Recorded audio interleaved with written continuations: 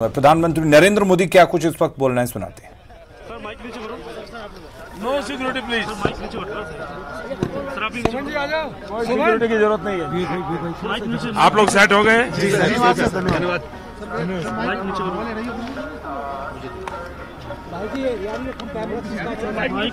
सबसे पहले तो मैं इलेक्शन कमीशन का आभार मानता हूं कि एक 2 दिन का विराम बीच में मिल गया और मेरा ये सौभाग्य है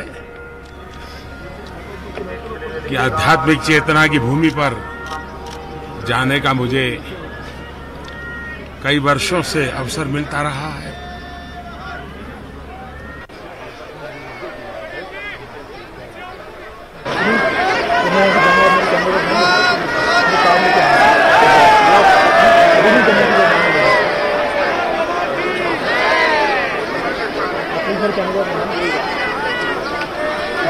सारा टाइम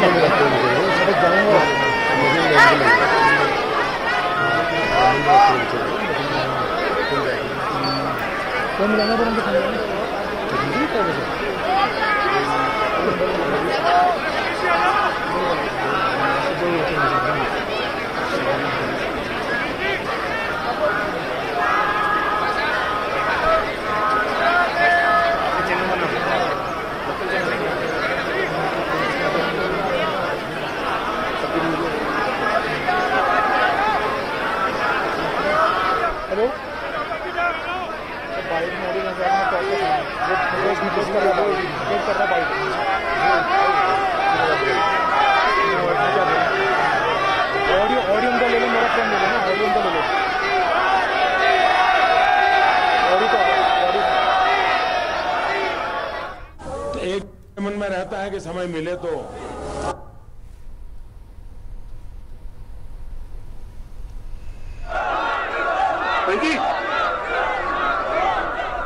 आने का मन कर जाता है। कल से मैं यहाँ हूँ। 2 दिन यहाँ एक गुम्फा में रहने चला गया था। एकांत का अवसर बहुत लंबे अरसे के बाद मिला और सामने ही 24 घंटे बाबा के दर्शन हो सकते हैं, ऐसी वो गुफा है। उसमें एक छोटी सी छेद किया हुआ है, वहां से भी उसको दर्शन करता रहता हूँ। तो एक प्रकार से मैं वर्तमान के हिंदुस्तान के वातावरण से पूरी तरह बाहर था, अलिप्त था, यहीं खोया हुआ था। न कोई कम्युनिकेशन रखा था, न कोई अपने आप में था।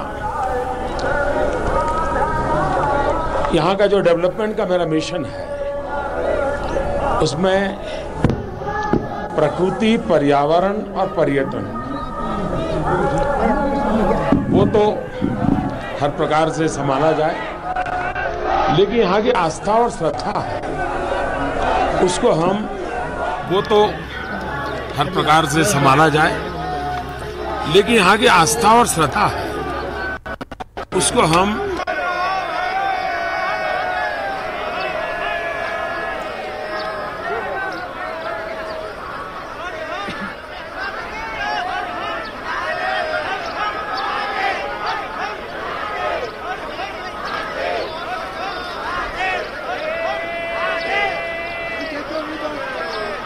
मैं कभी वीडियो कॉन्फ्रेंस से मॉनिटरिंग करता हूँ, खुद वीडियो से पूरा यहाँ का व्यूज लेता रहता हूँ।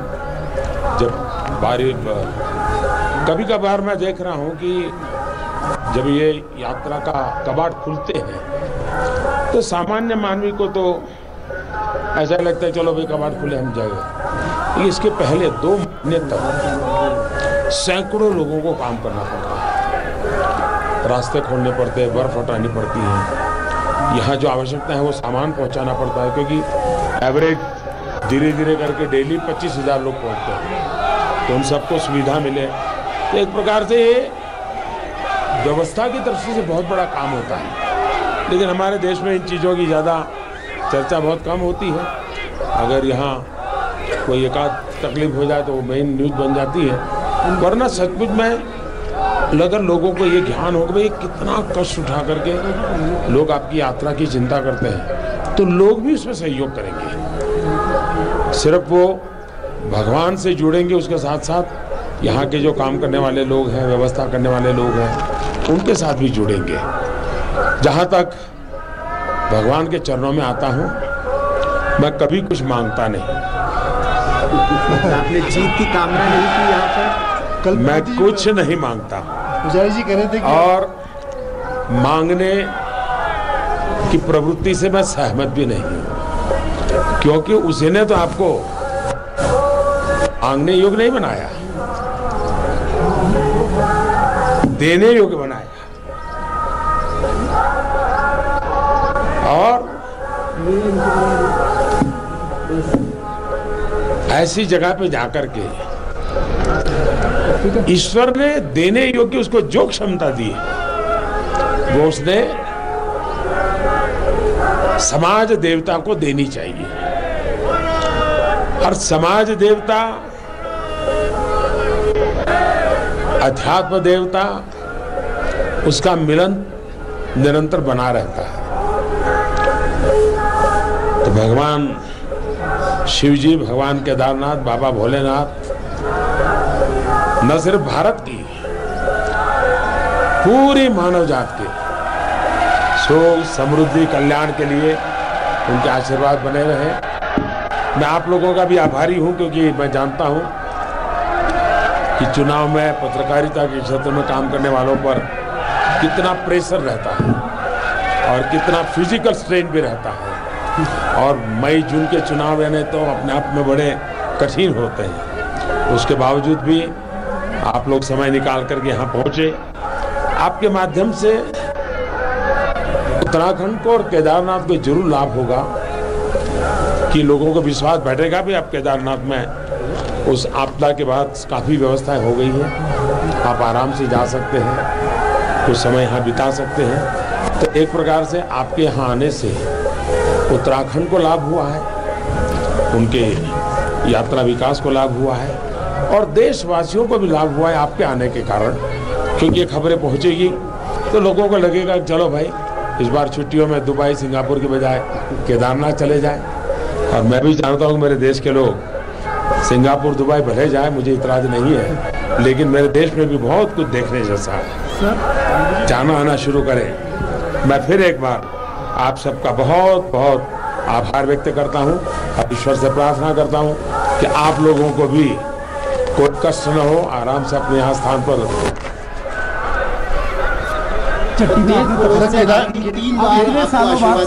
प्रधानमंत्री आप पुजारी जी कह रहे थे तो दूसरा ही चुनाव कि आपको दोबारा प्रधानमंत्री बनने का आशीर्वाद दिया। चट्टी की यादें ताजा हुई सर इतने सालों बाद। जीवन का वो पहलू ऐसा है जिसको मैं अपने पास रखना चाहता हूँ।